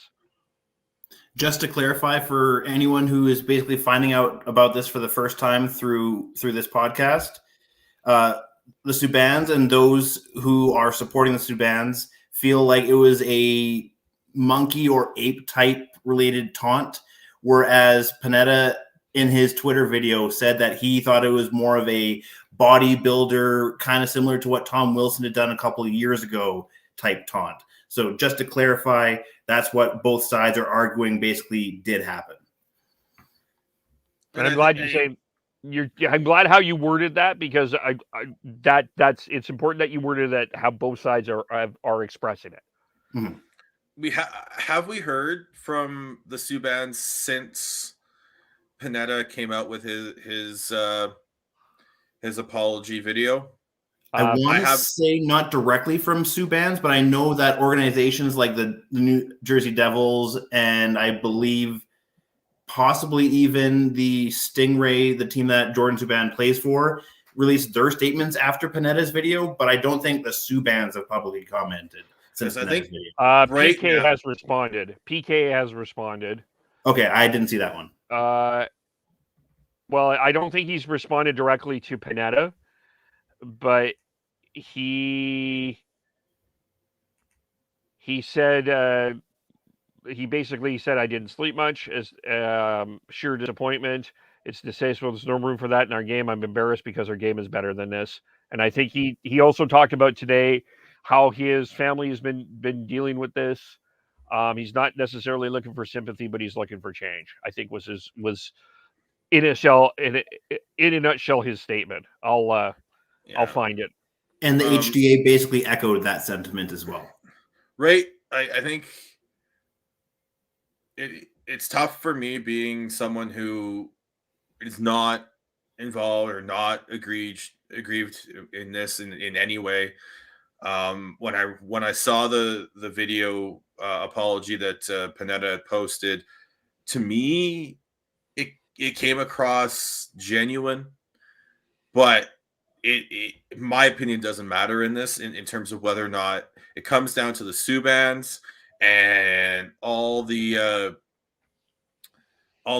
players and anyone involved who has had racial issues in the past, whether or not they believe. And that's important. It doesn't matter what some random person with a podcast or some random person on Twitter thinks. What matters is what the Subans think, what the Hockey Diversity Alliance thinks, what any other group that is helping try and get rid of of racism in society thinks. That's the people who I want to see step up not step. That's wrong word. Well, that's who I want to hear from right now in terms of what they think of what Panetta said, and as well as I really hope that we see some working together and trying to close the gap instead of just saying it was bad and therefore he shouldn't play or whatever, which I get, but I want to see progress in terms of discussion and everything instead of just vilifying this, because when I looked at the video, I can understand. I can see what Panetta was trying to say he did, but again, my opinion doesn't matter. The people's whose opinions matters are the Subans, Jordan's in particular, and whether or not they believe him, and whether or not they're willing to have that discussion with him. And another thing we should probably... Oh, sorry, go ahead. And if they are, that's fantastic. If they aren't, well, that's totally understandable. And another thing we should probably acknowledge is that this is still an ongoing situation. The ECHL is doing a full investigation as well. So none of this is resolved. None of this is finalized. It's just basically us trying to update you guys as to what is currently going on with the situation. Well, and also to clarify too, the Krzysztof Rabek Boko Imama incident with the San Jose Barracuda was a very similar incident to what Panetta and Jordan Subban had. It was a monkey. Rabek imitated a monkey movements, so that's not looking good on Panetta's side there for sure. And the other thing that I think, the thing that needs to happen is this isn't only on the players. And I think that I will state this. I stated this on Twitter. I'll say it again. I think if you are caught in a racist, if this is a racist act or have felt to be a racist act, I think you're suspended for the rest of the season. Just flat out, black and white. That's where it starts. I think you're done for the rest of the year, and then we examine whether you can come back or not. And that's not for us to say, but that's the way that I look at it. But these teams need to be better at community, and not with these canned statements of we stand and support. Like, that's fine. I think we need to start expecting some deeper statements. And the Barracuda didn't have an awesome statement about it, about the situation with Rabek and Boko Imama, basically saying it's unfortunate. And I think they really need to learn how to not speak. And I just hear me out how I'm saying this. It's hockey speak how some of this comes out. It's like, well, it's unfortunate. It's sort of like the canned speech, and really deal with this with some meaningful language. Because I think the copy and paste generic sort of canned responses are not good enough anymore in this modern era. But the other thing is, I think that's on. Yeah, it's on them to try and work with people and figure out what they can do going forwards. Right? It's a tough conversation to have, but they need to reach out and be and legitimately listen and say, what can we, if something happens, what can we say? If something happens, how can we, what should our next steps be? Because right now, I don't think the leagues, the teams, the players are doing that, and they need to. Because so if we're having a discussion about this, are you basically suggesting that like an HDA type group basically helps consult these teams on what they ultimately end up saying? I don't understand why that hasn't happened now. Because everyone's entrenched, unfortunately, right now. But that's what needs to happen. They're like they think that you're right. These canned statements don't work anymore. And for me, that comes from players, that comes from the league, that comes from teams. Because I've seen people like institutionalized level, yeah, it's an institutionalized change that needs to happen. Where honestly, I don't care whether or not the NHL releases a statement. I don't care whether Connor Carrick releases a statement or anyone else releases a statement anymore, because it's just words. Make the change that you need to make happen. Stop being a slacktivism and start making change. Making change happen in your life. That's what you can do. Yeah. And it's sometimes it's tough. Sometimes you do need to reach out and get some guidance. Sometimes you do need to like take a step back and say, is tweeting out something in support of something actually doing anything? And sometimes it does, and sometimes it doesn't, right? there are different circumstances for this. So it's a very, very tough and complex discussion to have. And we need to have it every day. Yeah. No, I agree. I think there's a lot of work still to be done on this.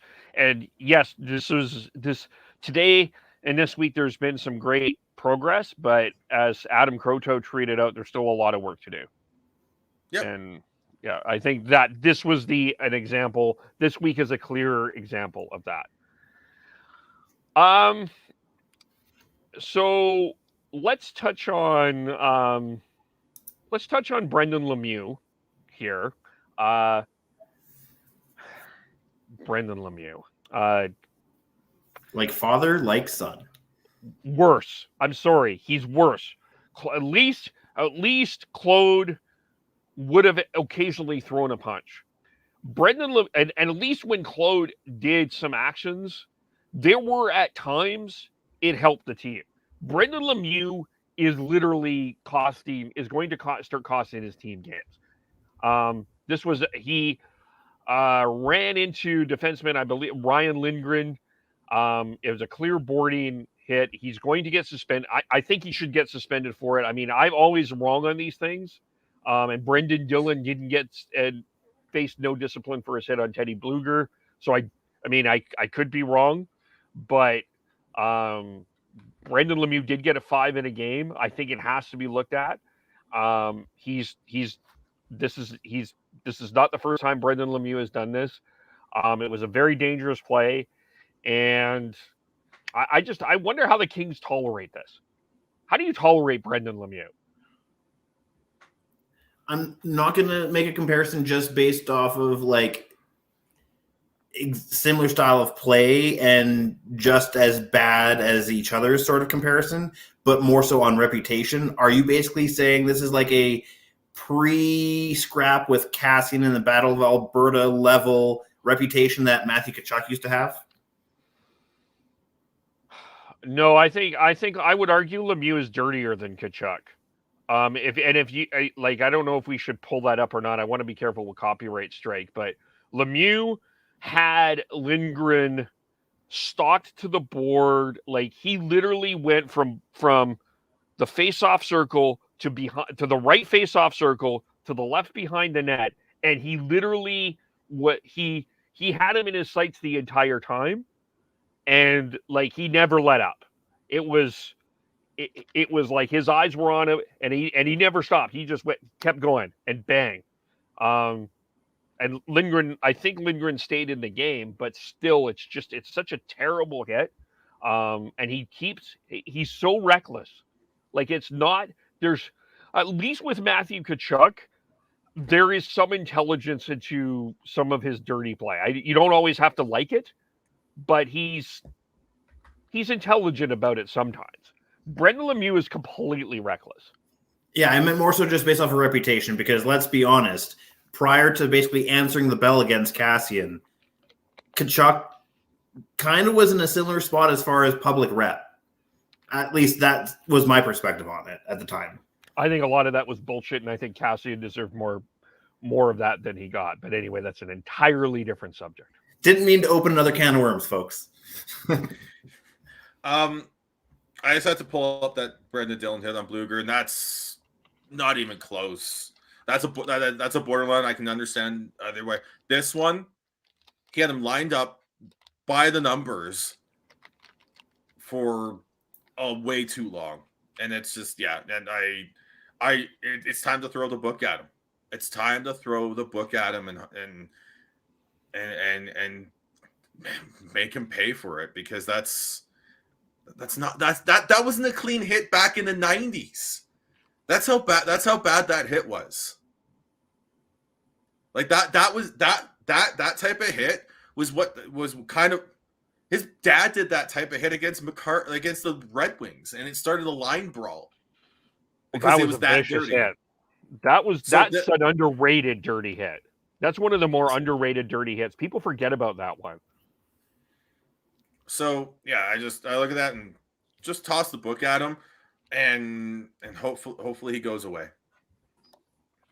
I mean, I was learned. watching that Kings Rangers game, and I don't like. I mean, I'm reading body language, but I don't even think Todd McClellan was super happy with Brendan Lemieux. Like he almost shrugged his shoulder. They allowed a power play goal. You could just feel. I was sitting there thinking, man, here's the Kings in a playoff race, battling in second place, and they have to kill off this stupid, unnecessary penalty. Yeah, that's what it is. It was a wreck. It was a very, very bad hit. It's as simple as that. Like I don't know what else more to say. Yeah. Unfortunately. Yeah. All right. Yeah. And then you have to, and then the Kings had to play with those stupid silver helmets, and I'm like, that's double. Like you have to Brendan Lemieux with the dumb penalty, and then you have to wear the dumb silver helmets. Old man Kevin's ranting about they're gross. New shiny uniforms. Oh, good God! Quick question: if we're talking about really shiny helmets, have the Kings with the silver helmets played the Knights with the gold helmets yet? And if not, that needs to happen. They haven't yet. I think they were supposed to, and it was part of one of the COVID postponements, unfortunately. But I cannot wait because that needs to happen. No. Yes, I cannot wait for Kevin's hot take after that game. No, it does not. No. And it's the color. It's not that it's shiny. It's the color. Like Spencer Martin's mask, that's a shiny mask, but it looks really good. Like there's some color and some life in it. Just wait till the Dallas Stars get like super neon shiny helmets to go with those amazing glow. That will send Kevin over the deep end. Black and neon green jerseys. Those are fantastic. It's gonna throw. Kevin's just gonna be running around screaming because he hates it so much. I will. It's gross. God, that's ugh. Anyway, like don't get me wrong. I have fashion taste. I really do. It's just that's not fashion. Yeah. Let's end our podcast with this topic, and I brought it up because. This last couple of weeks, I think we've seen some players we don't normally get to see that we don't appreciate enough because they're not on our channels on a regular basis and we're not watching them. And of course, with the Florida Panthers, we got the Carolina Hurricanes, we got the Tampa Bay Lightning. Even I would argue there's some St. Louis Blues that I don't think are appreciated enough. But who in your mind is the most underrated player in the National Hockey League?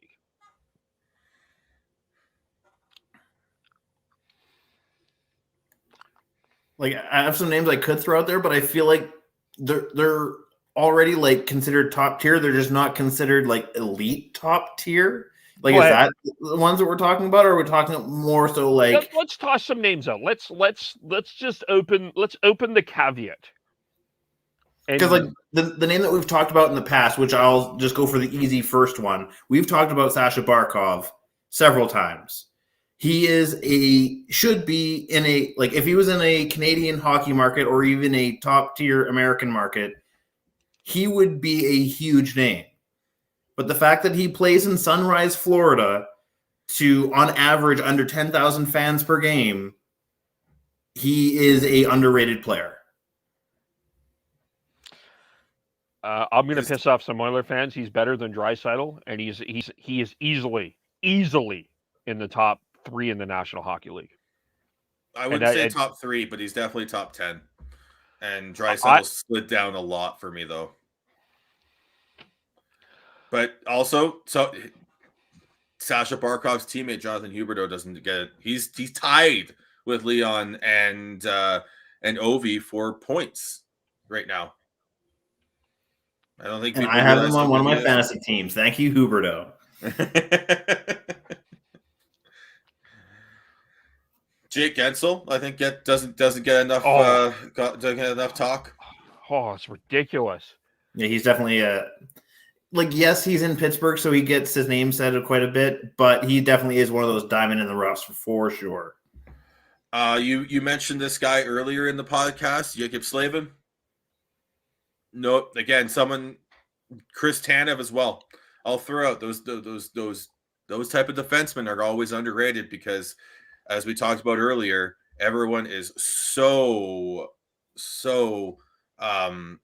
just enamored with the offense if they don't realize how hard it is to play defense in the NHL. Another one that just popped into my head. Everyone likes to talk about Cale Makar, but the steal that they made for Devon Taves, like Devon Taves is a diamond in the rough as well. He was on my Olympic team. I would have had him there. And he got traded for Nikita Zadorov, by the way. No, it was Taves for 2 second-round picks. Where did Zadorov come from? Chicago.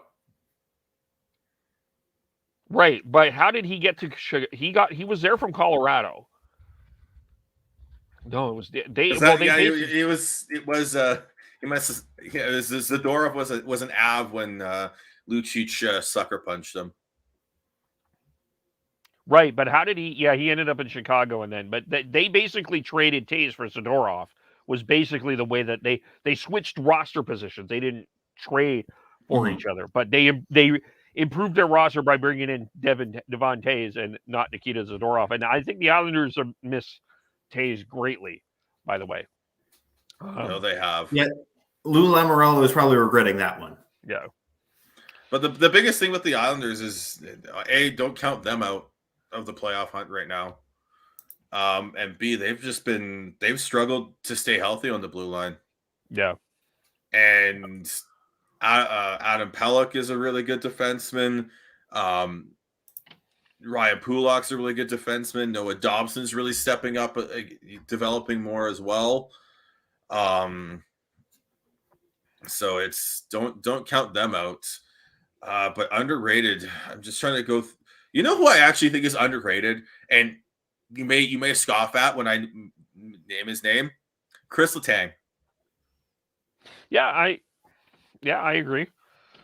Because he gets overshadowed by Crosby, Malkin, even Gensel. Like he's what makes that blue line tick in Pittsburgh. Pittsburgh's going to be very tough. I have a name that you're going to hear me out. I have a name right now that I think people are. I think people are underrated. I think people have assumed that he's not where he was because 97 passed him. But I really think I'm starting to wonder if we're underrating Sidney Crosby. I watch him play. What he does with his stick, it's unbelievable. Like, go back and watch his hat trick this week. Like, how he got those goals. It's like he's so skilled with it. Like, he does all the little things. I mean, he's never going to blow a guy. He's not going to be the guy that you're going to see on the highlight reel blowing through everybody. But what he does night in, night out. Talk about a player who, and this is exactly what I think McDavid will do eventually, but understood that this is what he's good at. This is what he needs to improve at. He improves that and then still plays to his strengths.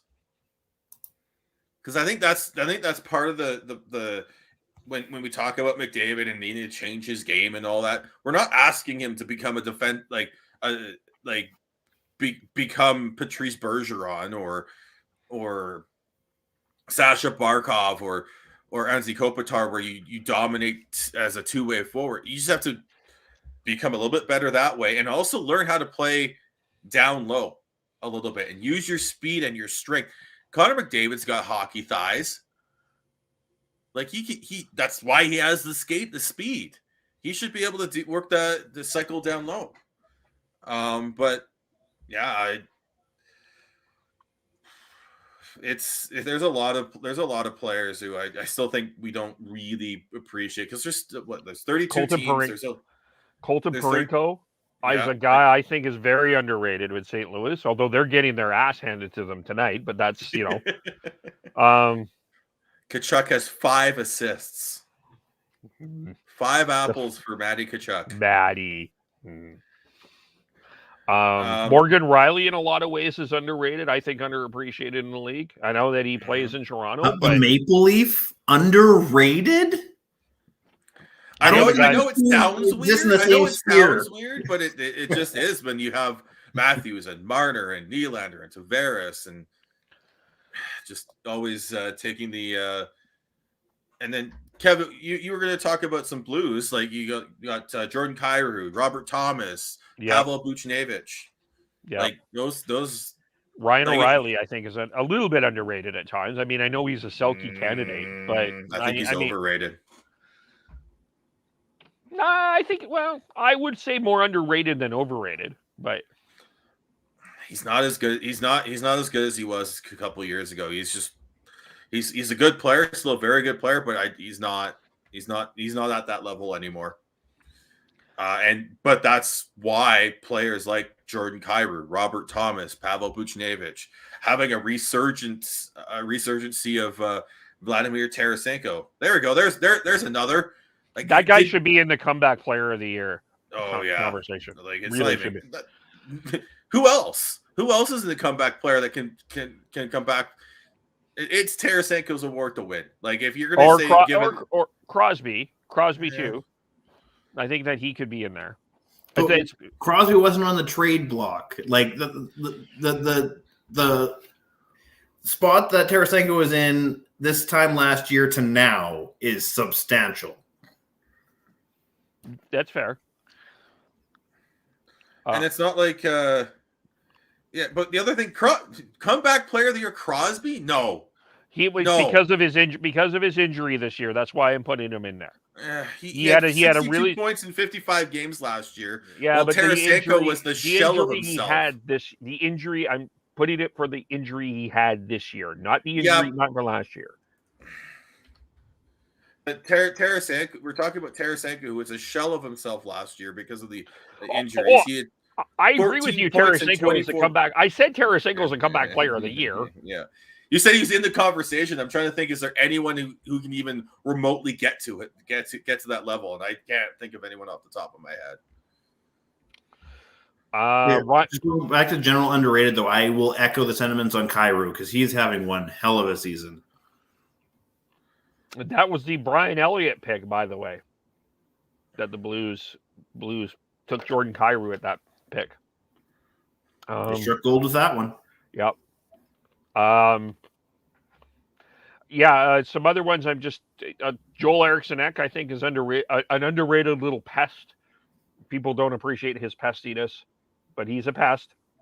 Yeah, outside of Minnesota's market, I would agree with that take. Kyle Connor, I think, is a bit underrated. I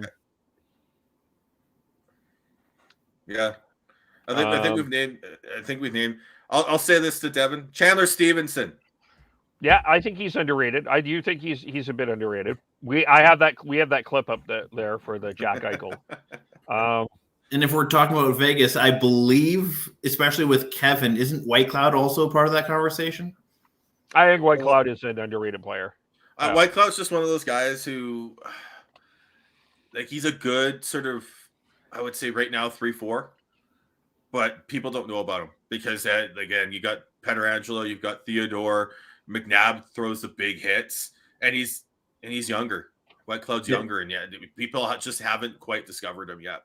So and underrated. Just to clarify, like, we're not saying he's on the same level as like a Barkov. We're just saying he deserves more attention than he gets. But I think for me it comes down to Barkov, because I just don't like. Everyone says, "Oh yeah, you can't say that." Even like, no, because people still don't understand how good he is. No, they don't. No, Huberdeau as well, and Philip Forsberg as well. I'll throw him in there because again, just we don't see enough of him. He's super skilled. He was someone who was trying to do the Michigan. Before all these young kids were trying to do it. So true. Mm-hmm. We didn't mention any goaltenders. Thatcher Demko. I would say Demko. Yeah, I think there's far too many. Sorry, Devin. Far too many eyes on Jack Campbell. Far too little eyes on Thatcher Demko. Or even if we're talking about other Western Conference goalies, there's more. I've seen more buzz around Gibson this season than I have about Demko. And Gibson had a hot streak at the start of the season, sure, but he's tailed off. He's gone back to decently average. Demko has been hot almost the entire season. Well, he was doing the best he could when the Canucks were absolute shit. And then as soon as they got playing well, he was shining. And then one other one, I would throw Freddie Anderson in the underrated category. I think look what Carolina has done. People in Toronto were like, yeah, he's done, but look what he did in Carolina. I think that was a very shrewd signing by the Carolina Hurricanes. Yeah, after getting basically run out of Toronto, he comes up and he's right. He's been really good for the Carolina Hurricanes. Yeah. Props to Tulsky and that Carolina management group as far as finding diamonds in the rough. They're good at it. Yep. Anything else we need to touch on? Just condolences go out to Clark Gillies. Yes, I wanted to talk Clark about Gillies' family, including Justin Bourne, who is his son-in-law. One of the giants of the game in the early 80s. I actually just recently saw an interview with Clark Gillies on the Rod Peterson show, and it wasn't that long ago. But look up the New York Islanders. You kids out there, sorry, I hate to do on Jerry, but the younger folks out there that may not have seen the New York Islanders. I won't do my old man voice for this, but they really go back and watch that New York Islanders team, that dynasty team. They didn't have a true, like what we would consider a superstar. Probably the most closest to it was Mike Bossy, but they were hard to play against. And I mean, what Billy Smith would do in the net would not pass in today's NHL at all, ever. I think people would be really angry, but they were a hard team to play against. And when they swept that Edmonton Oilers team, that Oilers team came back with a lot more grit and a lot more sandpaper to them because of that series with the Islanders that they got swept with. So, yeah, Gillies, a absolute beast of a player, and according to everyone that knew him, an even better human. So, thanks for reminding me. I wanted to bring that up as well. I just want to say, Kev, saying Mike Bossy's not a superstar is flat out wrong. I don't know if he was. I don't think back then he was probably. What I'm saying, he was probably the closest. He was a superstar. I don't know if they would consider him a superstar in today's NHL, but he was probably the biggest star that the Islanders had at the time. They didn't have a list of superstars. They had a list of hard players that you would love, like Brian Trottier, Dennis Potvin, like no question, great players. I don't think people would have considered them superstars in how we define superstar today. Five times 60 goal scorer is not a superstar. Come on. I feel like what Kevin is ultimately trying to say is he might not have been a league-wide McDavid, Crosby type superstar, but he was the Islanders superstar. I think we would be talking about Mike Bossy the same way we would be talking about Andrei Barkov or Sasha Barkov. A guy that we wish we would see more of, but not necessarily considered the star. Or gets the respect he maybe deserved. Yeah. And I still think historically, I don't know if Mike Bossy gets the respect he deserves overall. That's what I'd say. I'm going to have to do some research on this because I think you're flat out wrong to say that a guy who has scored 60 goals 5 times would not be considered a superstar. The only argument I would say against that is we're talking about the 80s here. Yeah. Like he was a superstar in the 80s. He absolutely was.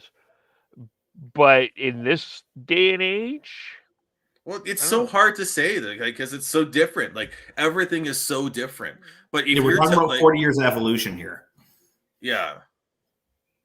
Like I'm trying to pull up because it was in 1978, 79. As a 21-year-old, he scored 69 goals in 80 games.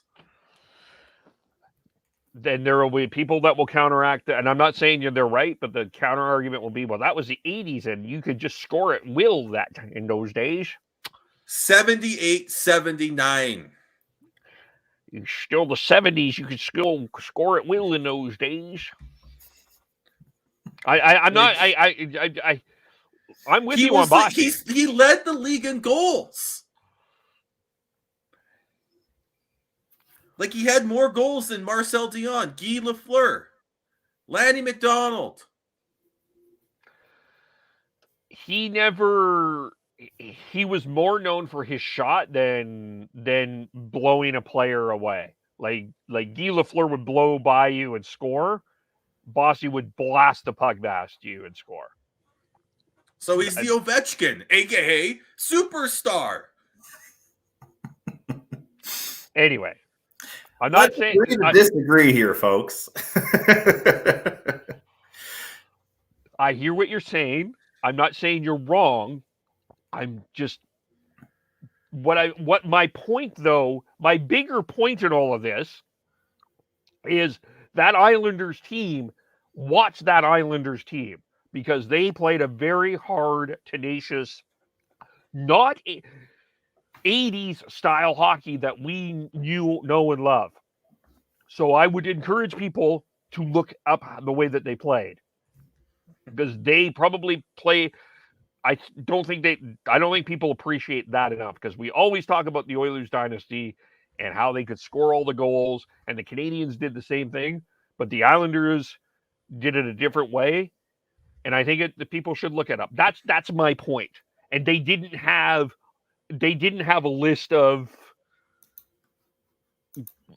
they didn't have the Gretzky, Curry, Messier, Anderson, Coffey list. They had one guy that I think people would put in a superstar level, and no one else would be considered that. But they were still a great team. That's my point. Does that make sense? I still disagree. But for the sake of closure, let's say we hear your point, Kevin. Let's leave it there. We will be back on Wednesday. Sean and I will probably still be arguing about this. Devin will join us in argument. We will be focusing on the Flames, who, let's just before we close this out as we leave here, is it still 7-1, 9-1, 101? What is it here? It's final score 7-1 was the final. The Flames beat the Blues, but we'll talk. We have some things to talk about with the Flames for sure. I have a rant about someone that they need to call up, and a player that I think they need to look at making a trade for, and some other things. So Wednesdays are the Flames. Today is the Canucks. And then we'll talk about some other things, including we'll have a debate about because we put it out as a poll, but I think we need to dig into this more. What player would you rather have win a trophy on your team, an Art Ross or a Selk? And we'll kind of we'll dig into this. Okay, but don't give away anything. We're going to this is what we call a teaser. No. Teaser. Stop. Kevin. He's not say the trophy's name right. Yeah, he's not saying one side or the other. He's correcting you on your pronunciation. What did I say? You said Selk. It's Selkie. Oh, Selkie. Okay, sorry. Selkie. Art Ross versus Selkie. We will debate that, which is a trophy you would rather have your team player win. And we'll get into a bunch of other stuff as well, I'm sure. We'll have a lot of fun. But how do we follow everyone? I am Beardy Canuck 03 on Twitter. I'm Matt Schneid's on most social media. Tyler, who could not be with us but misses us greatly, TNOBLE. I hope we were salty enough for you today, Tyler. Devin Gordhow09 doing his run in and run out. He'll be back on Wednesday. KEVOLE, that's who I am. Shifts and Pucks on Twitter, Shifts and Pucks Facebook, YouTube, and Twitch. And subscribe wherever you get your audio. Leave us a nice review if you can. Hit us a like, subscribe. We really appreciate all your support. We welcome a Western Canadian reviewer who said he'll come back. Be like Western Canadian reviewer. Come back and join us on Wednesday. We'll have our news packs out tomorrow as well. And we will talk to you all very soon. And I'll learn how to pronounce things. Bye for now.